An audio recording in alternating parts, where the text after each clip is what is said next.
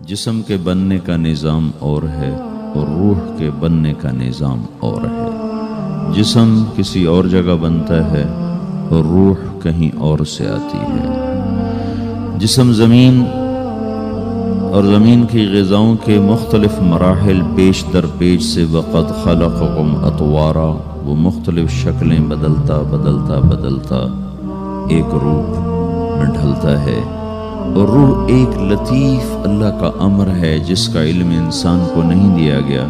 یسألونک عن الروح قل الروح من امر ربی وما اوتیتم من العلم الا قلیلا، کہ روح ایک اللہ کا امر ہے جس کے بارے میں تمہارے پاس کوئی علم نہیں ہے، لہذا اس کی تفصیل تم سمجھ نہیں سکتے ہو۔ روح آسمان سے آتی ہے، جسم زمین میں بنتا ہے، پھر 4 مہینے بعد اللہ اس کو آپس میں جوڑ دیتا ہے، زندگی متحرک ہو جاتی ہے۔ روح ہی کے ساتھ زندگی کی بقا رہتی ہے۔ جب اللہ اس سے واپس نکال لیتا ہے تو سارے ٹائٹل ہٹ کر صرف ایک نام سب کو مل جاتا ہے، اور وہ میت کا ہوتا ہے۔ وہ حضرت مولانا ہو، وہ کوئی ڈاکٹر ہو، بادشاہ ہو، صدر وزیر ہو، سارے اعزاز ٹائٹل ہٹا کر اس پر میت کا لفظ مہر لگ جاتی ہے۔ اس میں سے کیا نکلا ہے؟ ہر چیز تو موجود ہے، اب یہ بولتا کیوں نہیں، اٹھتا کیوں نہیں، چلتا کیوں نہیں؟ اس میں سے روح نکل گئی ہے۔ روح ہمارے جسم کی اصل ہے، اسے نکال دو تو جانوروں کو بھی پتہ ہے کہ اب یہ بے جان چیز ہے، چیونٹیاں کیڑے مکوڑے بھی اس کو کھانے لگ جائیں گے، جانور بھی کھانے لگ جائیں گے، زمین بھی اس کو گلانے لگ جائے گی، ہوائیں اس کو متغیر کرنے لگیں گی۔ روح انسان کے اندر ایک چلتا ہوا زندگی کا کارواں ہے۔ اسے جب اللہ واپس بلاتا ہے تو اللہ یتوفی الانفس حین موتها والتی لم تمت فی منامها۔ موت کیا چیز ہے؟ اس کے 200 جواب ہیں سائنس کی کتابوں میں۔ 200 جواب بذات خود بتا رہے ہیں کہ یہ ایک جواب بھی ٹھیک نہیں ہے، اور قرآن ایک جواب دیتا ہے اور وہی حرف آخر ہے، قل یتوفاکم ملک الموت اللہ یتوفی الانفس حین موتها۔ اللہ ہے جو تمہاری روحوں کو موت کے وقت کھینچ لیتا ہے، تمہارے جسم سے نکال لیتا ہے۔ تو میرے بھائیو، موت کے وقت انسان 2 کیفیت میں ہوتا ہے۔ کچھ لوگوں کی روح ایسے نکل رہی ہوتی ہے کہ ان کے رگ رگ میں وہ پھنس رہی ہوتی ہے۔ وَلَوْ تَرَى إِذْ يَتَوَفَّى الَّذِينَ كَفَرُوا الْمَلَائِكَةُ يَضْرِبُونَ وُجُوهَهُمْ وَأَدْبَارَهُمْ۔ کاش تم دیکھ سکتے وہ منظر جب اللہ کے فرشتے نافرمانوں کی روح کو نکال رہے ہوتے ہیں تو ان کے منہ پہ بھی مارتے ہیں، ان کی کمر پر بھی مارتے ہیں۔ اور اخرجوا انفسکم اليوم، نکالو آج اپنی روحوں اور جانوں، اب تم بچ نہیں سکتے ہو۔ وہ پیچھے ہٹنا چاہتے ہیں، رب ارجعون، مجھے واپس کر دے تھوڑی دیر کے لیے، لعلی اعمل صالحا، اب میں پورا ٹھیک مسلمان بن کے چلوں گا۔ تو اس کے جواب میں ہوتا ہے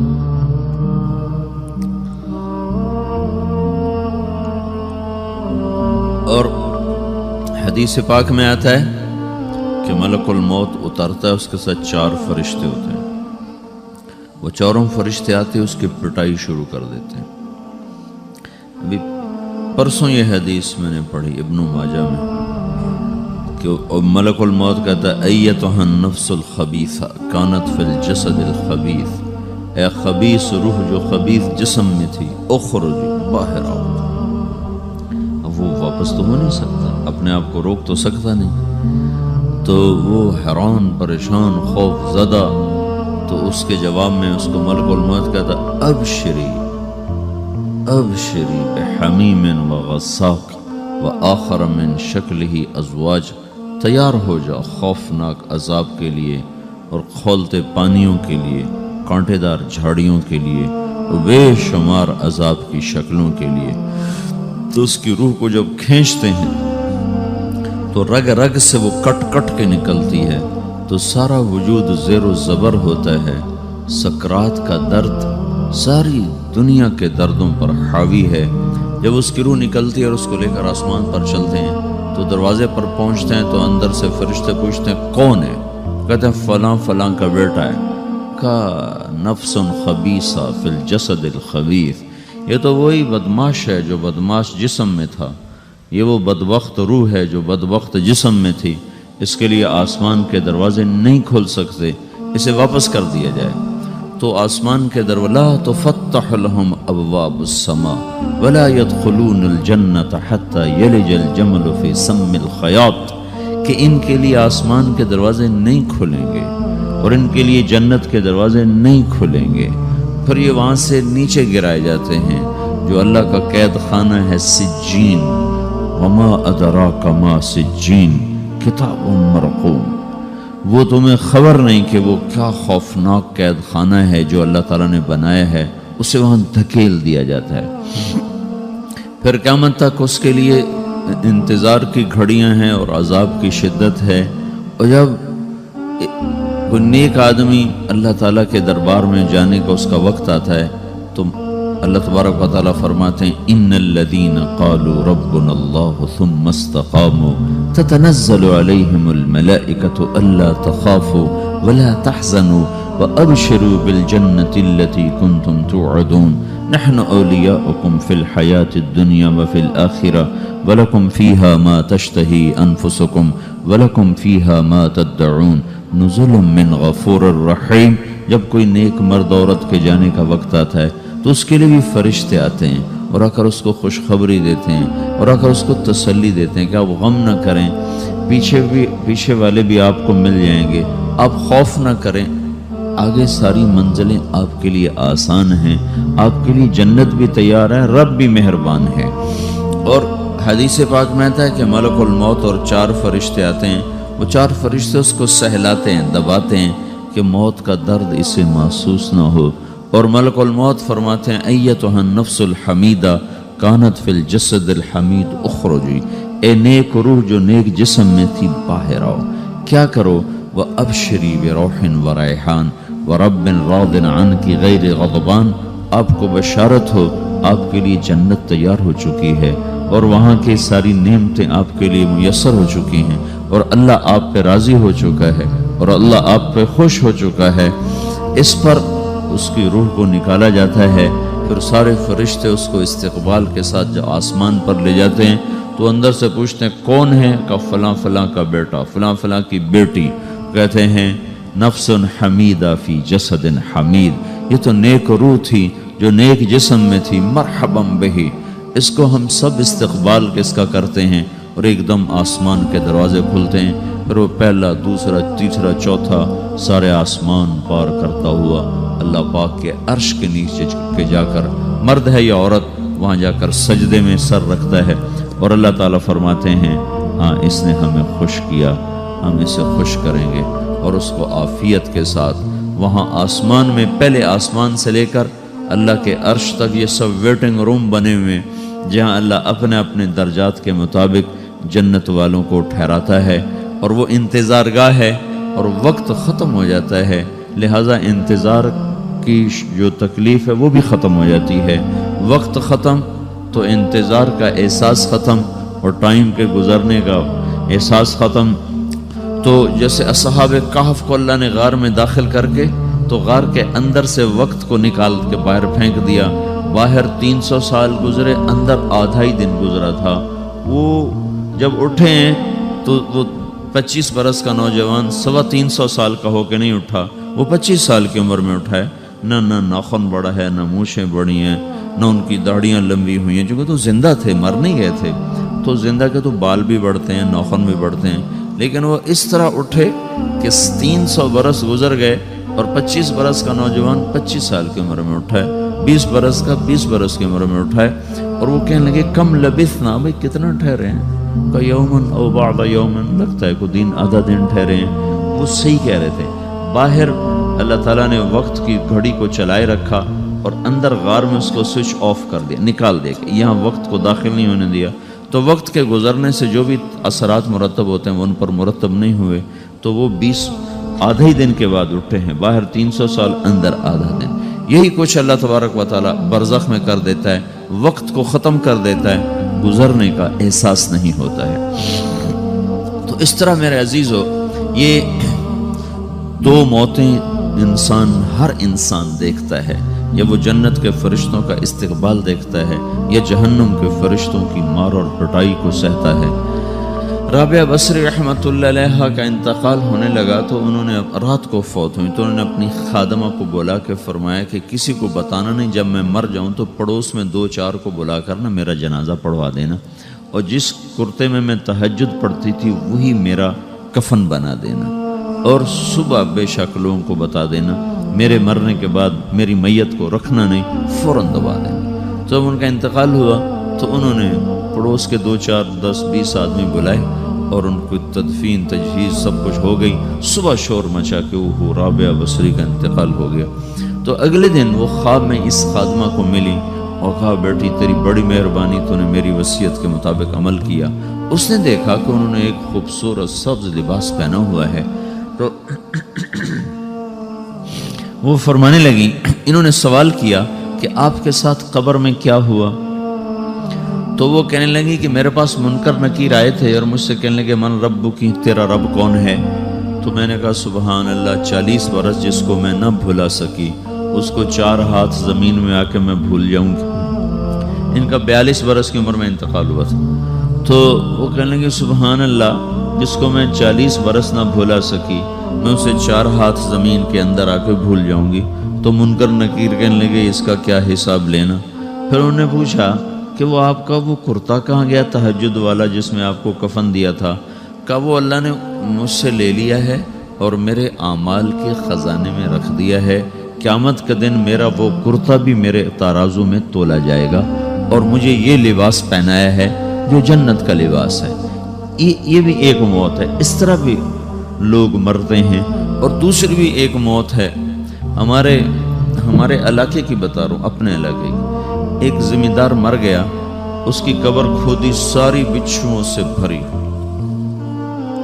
ایسے جیسے چیونٹیاں پھر رہی ہوتی، تو انہیں وہ بند کر کے دوسری کھودی، ساری بچھوؤں سے بھری ہوئی، پھر وہ بند کر کے تیسری کھودی، ساری بچھوؤں سے بھری ہوئی۔ قبرستان میں اتنے بچھو کہاں سے آ گئے؟ یہ زمین کے بچھو نہیں ہے، یہ آخرت کی بلائیں ہیں جس کے ساتھ اب اس سے قیامت تک رہنا ہے اور گزارا کرنا ہے۔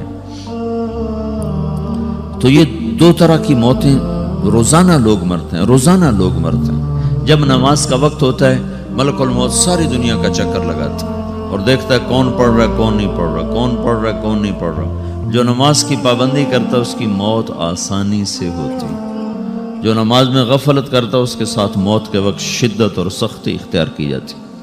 تو بھائیو یہ ایک جسم ہے، ایک روح ہے۔ روح باقی رہنے والی چیز ہے، جسم مٹ جاتا ہے، پھر اللہ سے قیامت کے دن نیا جسم عطا فرمائے گا، ایک نیا جسم دیا جائے گا۔ روح وہی ہے جو اللہ کے خزانوں میں جمع ہو جاتی ہے۔ نافرمان کی سیاہ کالی روح ہوتی ہے، فرما بردار کی روشن چمکدار روح ہوتی ہے۔ تو اللہ نے کچھ تقاضے جسم کے رکھے ہیں اور کچھ روح کے رکھے ہیں۔ جسم کے تقاضے پورے نہ کرو تو یہ پریشان ہو جاتا ہے، روح کے تقاضے پورے نہ کرو تو یہ پریشان ہو جاتی۔ روح کی پریشانی جسم سے زیادہ ہے، چونکہ روح کی طاقت جسم سے زیادہ ہے۔ جسم مٹی سے بنا ہے، اس کی غذا بھی مٹی سے نکلتی ہے۔ روح آسمان سے ہے، اس کی غذا بھی آسمان سے ہے۔ روح کا تعلق جب تک اللہ سے نہیں جڑتا اس سے بھوک اور پیاس لگتی رہتی ہے۔ جسم کو جب تک روٹی اور پانی نہ ملے یہ تڑپتا اور پریشان رہتا ہے۔ جیسے اللہ تعالیٰ نے ہمارے جسم میں روٹی اور پانی کی طلب کو بے ساختہ رکھ دیا ہے۔ میں بیان کے دوران بھی پانی پی رہا ہوں، آپ دیکھ رہے ہیں کہ میرا حلق سوکھ جاتا ہے، مجھے طلب محسوس ہوتی ہے پانی، حلق سوکھتا ہے پانی کی طرف بھاگتے ہیں، بھوک لگتی ہم روٹی کی طرف بھاگتے ہیں۔ یہ ایک ایسا اندر میں آٹومیٹک سسٹم ہے کہ ہم اس کو آف نہیں کر سکتے۔ یہ سوتے سوتے بھی بھوک کی وجہ سے آنکھ کھل جاتی، سوتے سوتے پیاس کی وجہ سے آنکھ کھل جاتی ہے۔ یہ ایسا خود اللہ تعالیٰ نے ساختہ نظام بنایا ہے کہ آپ اپنے جسم میں روٹی اور پانی کی طلب کو نہیں نکال سکتے۔ میرے عزیزو ٹھیک اسی طرح اللہ نے انسانی روح میں اپنی طلب رکھ دی ہے اور اپنے رسول کی طلب رکھ دی ہے۔ یہ 2 طلب ایسی ہیں کہ یہ آپ کے جسم روح سے نکل نہیں سکتی۔ جیسے بھوکا روٹی نہ کھا لے، پیاسا پانی نہ پی لے، اسے چین نہیں آ سکتا، وہ روح جو اللہ اور اس کے رسول سے نا آشنا ہے، جب تک وہ وہاں تک پہنچ نہیں جاتی اسے چین نہیں آ سکتا، اس کا اندر پریشان رہے گا۔ 1997 میں جب جنید جمشید سے میری پہلی ملاقات ہوئی تو اس نے مجھ سے یہ سوال کیا کہ مولوی صاحب، ایک پاکستانی نوجوان جس گلیمر کو خوابوں میں دیکھتا ہے، وہ گلیمر تو مجھے زندگی میں ویسے ہی حاصل ہے، میرے چاروں طرف زندگی کا رقص ہے اور میری زندگی کی ہر خواہش، ہر تمنا پوری ہے، اس کے باوجود میرے اندر اندھیرا ہے، میرے اندر خلا ہے، مجھے لگتا ہے میں وہ کشتی ہوں جس کا کوئی ساحل نہیں، جس کی کوئی سمت نہیں۔ www.dasquran.com تو ایسا نہیں ہونا چاہیے۔ ایک عام لڑکا تو کہتا ہے ہائے کاش یہ ہوتا، اس کو وہ نہیں ہو رہا تو پھر وہ پریشان ہے، ہائے یہ ہوتا، ہائے وہ ہوتا۔ تو میں تو ہائے نہیں کرتا ہوں، میری تو ہر لذت اور خواہش میرے سامنے تشتری میں سجا کے پیش کی جا رہی، میں کیوں ایسا کر رہا ہوں؟ میں ہائے ہائے کیوں کر رہا ہوں؟ میرے اندر ویران کیوں ہے؟ میرے اندر میں خلا کیوں ہے؟ یہ وہی خلا ہے کہ وہ روح کی پیاس کو شراب میں بجھانا چاہتا ہے، وہ روح کی پیاس کو لڑکی میں بجھانا چاہتا ہے، وہ روح کی پیاس کو موسیقی سے بجھانا چاہتا ہے، وہ روح کی پیاس کو دنیا کی رعنائیوں میں 5 سٹار ہوٹلوں سے بجھانا چاہتا ہے۔ روح کیا جانے روٹی کیا ہے، شراب کیا ہے، پانی کیا ہے، عورت کیا ہے، موسیقی کیا ہے، گھنگرو کیا ہے، پائل کیا ہے، چھنکار کیا ہے، روح کو ان چیزوں کی کیا خبر؟ امریکہ میں ہماری ایک جماعت تھی تو 4 لڑکے 2 لڑکیاں، 4 لڑکیاں 2 لڑکے مسلمان ہوئے۔ تو ایک لڑکے کا نام رکھا تھا ابراہیم، اور اس کو جب پڑھایا نا کلمہ، انہوں نے کہا ہائے، انہوں نے کہا ہائے، وہ دونوں ہاتھ یہاں رکھے سینے پر، دل پر، کہا ہائے۔ تو ہمارے ساتھی ہیں ڈاکٹر اختر، وہ کہنے لگا کیا ہوا کیا ہوا؟ کہنے لگا جب سے ہوش سنبھالا یہ جگہ خالی تھی، یہ تیرے کلمہ پڑھانے پر بھر گئی ہے کہ میری خوشی سے ہائے نکل گئی۔ یہ جگہ خالی رہے گی، یہاں شراب نہیں پہنچ سکتی، یہاں نغمہ اور موسیقی نہیں پہنچ سکتی، یہاں تالے لگے ہوئے ہیں، یہاں تک کوئی آواز نہیں جا سکتی۔ دل کے تاروں پر ایک ہی نغمہ چڑھ سکتا ہے اور وہ اللہ کی یاد کا ہے، اور اللہ کی محبت کا ہے، اور اللہ کے رسول کی محبت کا ہے۔ باقی کوئی مزراب ایسا نہیں جو ان تاروں کو چھیڑ سکے، باقی کوئی چیز، آواز ایسی نہیں جو دل کی دنیا پر جا کر دستک دے سکے۔ یہاں بند دروازے ہیں، یہاں صرف اللہ پہنچے گا، اللہ کے رسول کا تعلق پہنچے گا، باقی کوئی چیز یہاں نہیں جا سکتی۔